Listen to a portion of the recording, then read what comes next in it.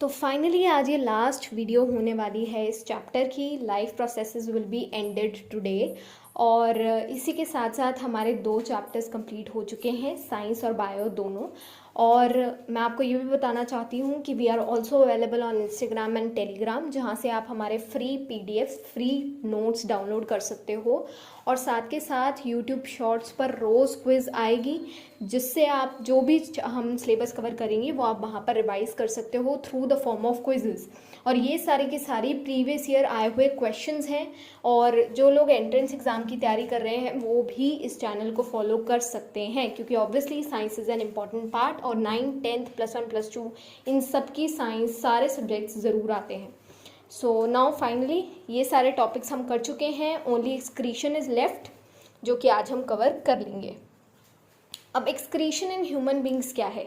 हम लोग बहुत सारे मेटाबॉलिक वेस्ट हम क्रिएट करते हैं, बहुत सारा खाना खाते हैं, उससे न्यूट्रिएंट एब्जॉर्ब करते हैं, और उसके बाद जो वेस्ट प्रोडक्ट होता है उसको हम अपनी बॉडी से रिमूव करते हैं थ्रू एक्सक्रीटरी सिस्टम। और इसमें एक इम्पॉर्टेंट चीज़ हो जाती है osmo regulation. It is kind of a procedure जो कि एक्सक्रीशन के थ्रू हो पाता है, जिससे क्या होता है कि हमारी बॉडी में जो पानी की मात्रा है, जो कि हमारी बॉडी में जो सॉल्ट्स की मात्रा है, ये सारी मेंटेन रखता है हमारा एक्सक्रीटरी सिस्टम। ठीक है, और ये एक डायग्राम है हमारे एक्सक्रीटरी सिस्टम में जो जो पार्ट्स अवेलेबल हैं उन सब का। अब क्या है, ऑटा से हमारा बॉडी का जो डीऑक्सीजनेटेड ब्लड है वो हमारी किडनी में एंटर करता है। किडनी के अंदर हमारे किडनी का फंक्शनल यूनिट है रहता है, जिसको बोलते हैं नेफ्रॉन। यही सारा काम करता है, यही ब्रेन ऑफ किडनी है। ठीक है, इस बात को याद रखना। जो भी प्योर करने का, रीएब्जॉर्ब करने का, हमारे जो भी न्यूट्रिएंट्स हैं उन सबका काम किसका है? नेफ्रॉन का है।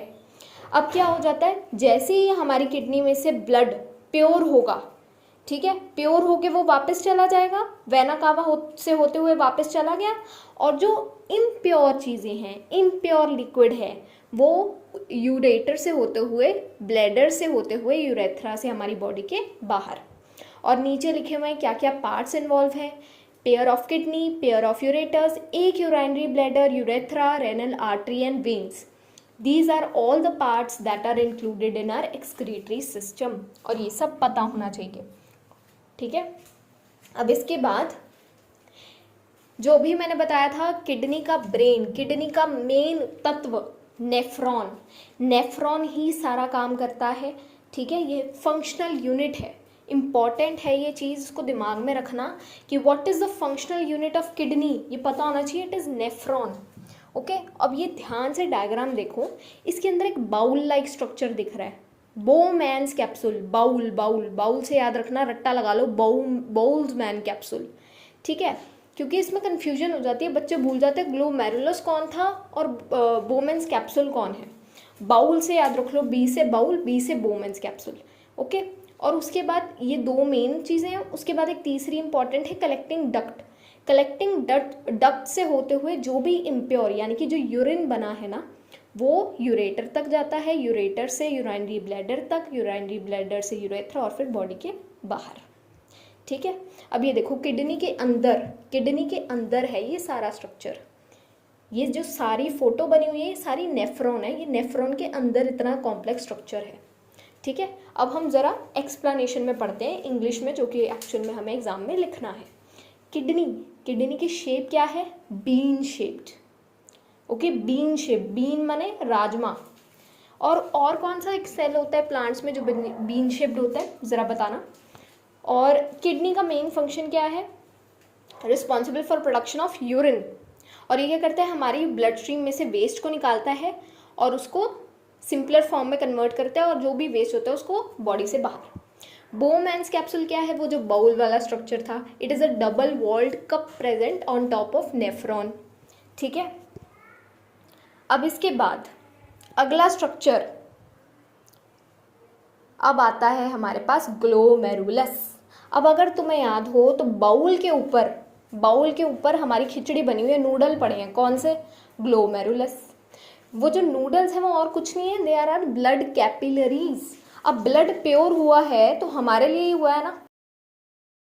ठीक है। तो अब क्या होगा, जो आर्टरीज जो हमारी रेनल आर्टरी जो थी डीऑक्सीजनेटेड ब्लड लेके आई है, वेस्टेज वाला ब्लड लेके आई है, उसको हमारी किडनी ने बहुत मेहनत करके साफ करा।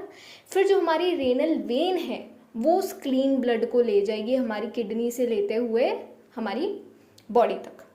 ठीक है। अब फंक्शन ऑफ ग्लोमेरुलस क्या हो गया, फिल्टर करना। ठीक है, जो भी खून था उसको फिल्टर करना। अब आते हैं टिब्यूल्स पे।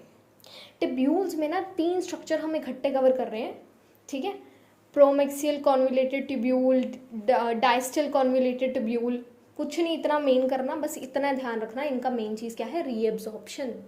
कोई ऐसा ना हो कि कोई हमारी काम की चीज़ बॉडी से बाहर निकल जाए, तो इसीलिए जो है जो हमारा टिब्यूल्स है वो रीएब्जॉर्प्शन का काम करती है।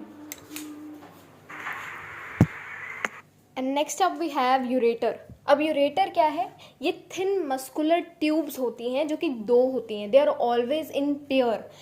ये दोनों आने के बाद यूराइनरी ब्लैडर में अपना जो भी यूरिन है उसको रिलीज करती हैं। यूरिन यूराइनरी ब्लैडर में स्टोर होने के बाद वो यूरेथ्रा से हमारी बॉडी से बाहर निकलता है।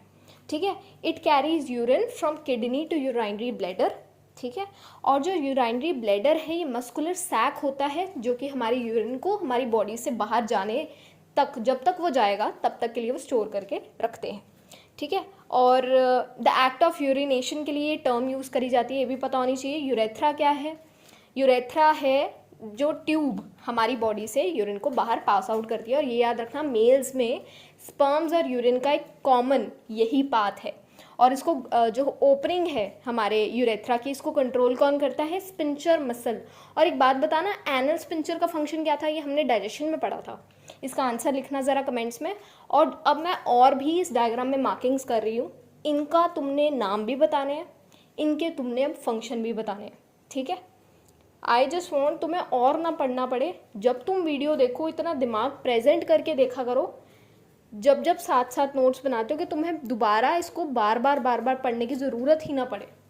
वीडियो से ही दिमाग में इतना ग्रास्प हो जाना चाहिए कि दोबारा पढ़ने की ज़रूरत ना पड़े, दोबारा लिखने की ज़रूरत ना पड़े।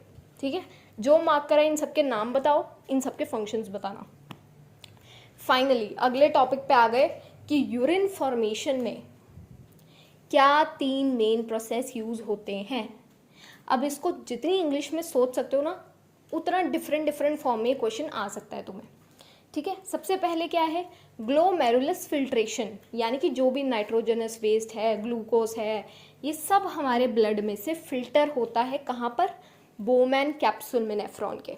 उसके बाद क्या होता है, ट्यूबुलर रीएब्जॉर्प्शन, यानी कि ज़रूरी चीज़ें भाई हमारी बॉडी से निकल ही ना जाए, उनको रीएब्जॉर्ब कौन करता है, नूडल्स, कैपिलरीज हमारी। ठीक है, सिक्रीशन, जो भी वेस्ट रह गया, अब जो बचा खुचा है ना, जो भी बचा खुचा रह गया वो कलेक्टिंग डक्ट से होते हुए यूरेटर तक जाएगा, यूरेटर से यूराइनरी ब्लैडर तक जाएगा, यूराइनरी ब्लैडर से यूरेथ्रा से होते हुए बॉडी के बाहर। अब हम आ रहे हैं एक इम्पॉर्टेंट टॉपिक पे, आर्टिफिशियल किडनी या डायलिसिस, रेनल फेलियर। जब भी हमारी कोई किडनी ख़राब हो जाए, चाहे एक या फिर कुछ बहुत ही स्वेयर प्रॉब्लम आ गई है और बिल्कुल भी हमारी किडनी काम नहीं कर पा रही कि हमारे ब्लड को वो प्योर कर सके, so this is the method that is used. इसके अंदर सेलेक्टिवली परमिएबल मेम्ब्रेन की एक मशीन होती है और डायलिसिंग सोल्यूशन डाला जाता है, जहाँ पे आर्टिफिशियली उस इंसान का जो है ब्लड प्योर करा जाता है। आर्टिफिशियली उसके अंदर कुछ न्यूट्रिएंट्स, कुछ मिनरल्स डाले जाते हैं और जो वेस्ट प्रोडक्ट है उसको स्पेशली बाहर निकाल के प्योर ब्लड को उनके बॉडी में डाला जाता है। ये हॉस्पिटल या मतलब कुछ सीरियस प्रोसेस ही है, क्योंकि ऑब्वियसली जो वो इंसान है उसकी किडनीज हेल्दी नहीं रही, तो इस प्रोसेस को हीमोडायलिसिस भी बोलते हैं। और ये सारा पढ़ सकते हो, जो भी हमने पिक्चर देखी है उसको ये इंग्लिश में लिखा हुआ है। स्वेटिंग एंड एक्सहलेशन करके अपनी बॉडी में से एक्स्ट्रा या फिर यूज्ड गैसेस को बाहर निकालने को भी एक एक्सक्रीशन की एग्जांपल ही माना जाता है। ठीक है, अब इसके बाद आते हैं एक्सक्रीशन इन प्लांट्स, क्योंकि हमने सारे चैप्टर के दौरान अपने साथ साथ प्लांट्स का लाइफ प्रोसेसेस भी पढ़े हैं।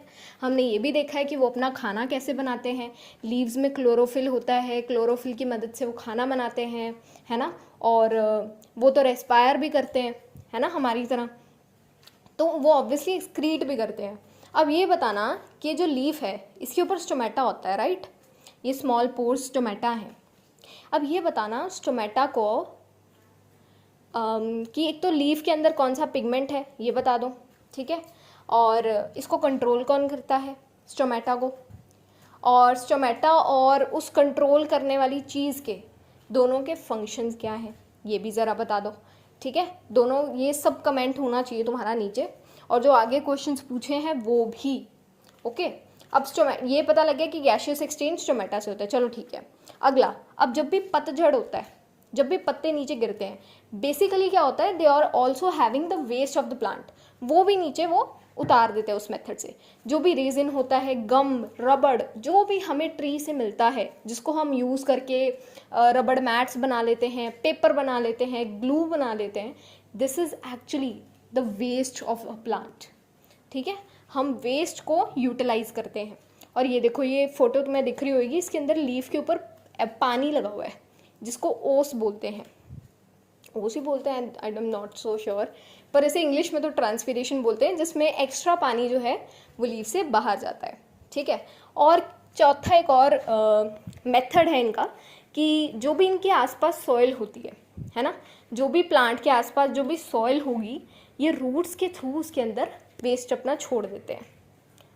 ट्रस्ट में मेरी इतनी गंदी ड्राइंग नहीं है, पता नहीं यहाँ इतनी गंदी क्यों बनती है, बट क्योंकि obviously I am just using the space of my laptop. तो बस ये है, तुम्हें समझ आना चाहिए, उस पर मेन फोकस रखना। And this was all, screenshot ले लो इसका। हमारा चैप्टर आज पूरा का पूरा फिनिश हो चुका है, एंड आई होप आपको सारा कुछ क्लियर हो। जो भी ट्रिक्स बताई हैं, जो भी बीच बीच में हिंट्स दिए हैं, वो समझना और याद रखना। And this was all from my side. इसके बाद फिजिक्स शुरू होने वाली है, मिलते हैं।